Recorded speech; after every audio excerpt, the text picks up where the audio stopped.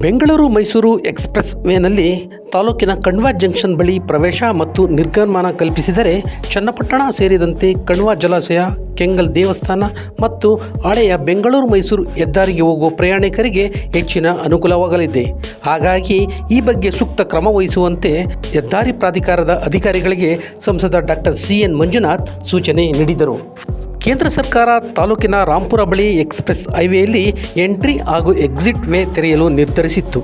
ಆದರೆ ಈ ಪ್ರದೇಶ ನಗರಕ್ಕೆ ಬಹುದೂರದಲ್ಲಿದ್ದು ತಾಂತ್ರಿಕ ಹಾಗೂ ಭೌಗೋಳಿಕ ಕಾರಣ ಈ ಸ್ಥಳ ಎಂಟ್ರಿ ಹಾಗೂ ಎಕ್ಸಿಟ್ ವೇ ತೆರೆಯಲು ಸೂಕ್ತವಲ್ಲ ಎಂದು ಈ ಜಾಗದ ಬದಲು ಕಣ್ವ ಬಳಿ ತೆರೆಯುವಂತೆ ಸಂಸದ ಡಾಕ್ಟರ್ ಸಿ.ಎನ್. ಮಂಜುನಾಥ್ ಸಂಸದರ ಮನವಿಗೆ ಸಕಾರಾತ್ಮಕವಾಗಿ ಸ್ಪಂದಿಸಿದ ಕೇಂದ್ರ ಸಚಿವರು ಅಧಿಕಾರಿಗಳೊಡನೆ ಸ್ಥಳ ಪರಿಶೀಲನೆ ಮಾಡಲು ಸಂಸದರಿಗೆ ಸೂಚನೆ ನೀಡಿದರು. ಈ ಹಿನ್ನೆಲೆಯಲ್ಲಿ ಇಂದು ಸಂಸದ ಡಾಕ್ಟರ್ ಮಂಜುನಾಥ್, ಶಾಸಕ ಸಿ.ಪಿ. ಯೋಗೇಶ್ವರ್ ಹಾಗೂ ಹೆದ್ದಾರಿ ಪ್ರಾಧಿಕಾರದ ಅಧಿಕಾರಿಗಳೊಂದಿಗೆ ರಾಂಪುರ ಹಾಗೂ ಕಣ್ವ ಜಂಕ್ಷನ್ ಸ್ಥಳಗಳನ್ನು ಪರಿಶೀಲನೆ ನಡೆಸಿದರು. ಅಲ್ಲದೆ ತಿಟ್ಮಾನಹಳ್ಳಿ ಕಳಸೇತುವೆ ಸೇರಿದಂತೆ ಎಕ್ಸ್‌ಪ್ರೆಸ್ ವೇನಲ್ಲಿರುವ ಸಣ್ಣ ಪುಟ್ಟ ಲೋಪದೋಷಗಳನ್ನು ಸರಿಪಡಿಸಿ ಪ್ರಯಾಣಿಕರಿಗೆ ಅನುಕೂಲ ಕಲ್ಪಿಸುವಂತೆ ರಾಷ್ಟ್ರೀಯ ಹೆದ್ದಾರಿ ಪ್ರಾಧಿಕಾರದ ಅಧಿಕಾರಿಗಳಿಗೆ ಡಾಕ್ಟರ್ ಸಿ.ಎನ್. ಮಂಜುನಾಥ್ ತಾಕೀತು ಮಾಡಿದರು.